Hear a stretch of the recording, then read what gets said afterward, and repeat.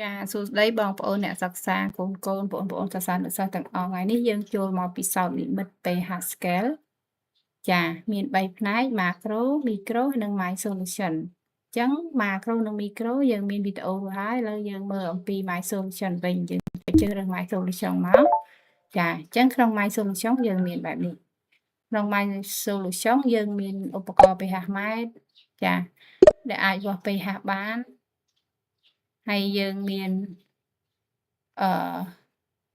solution អត់ដាក់ឈ្មោះថាប្រភេទ solution អីទេគឺយើងអាចកំណត់កែតម្រូវតម្លៃ pH បានចានេះយើងកែតម្រូវ pH ចា pH 7 ជាងចាមានន័យថាក្នុងផ្នែកនេះគឺយើងមាន solution ហើយយើងអាចធ្វើ solution តាម pH ដែលយើងចង់បានអាចតម្លើង pH ចុចព្រួយលើអាចបន្ថយ pH ឲ្យចុះព្រួយក្រោមហើយយើងអាចសង្កេតមើលឃើញកំហាប់អ៊ីយ៉ុងអ៊ីត្រូញូមនិងអ៊ីត្រូកស៊ីតហើយនឹងអាចមើលឃើញម៉ូលអ៊ីត្រូញូមនិងអ៊ីត្រូកស៊ីតចាហើយក៏អាចមើលឃើញ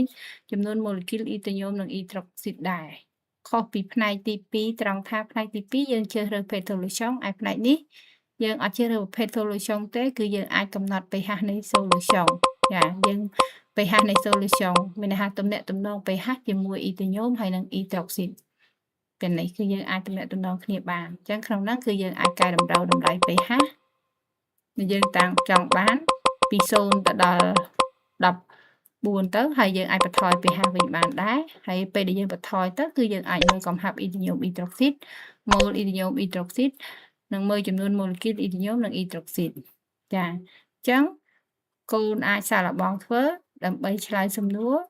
ដែលលោកគ្រូអ្នកគ្រូបានដាក់ឲ្យដោយការប្រើប្រាស់ពិសោធន៍និម្មិតនេះ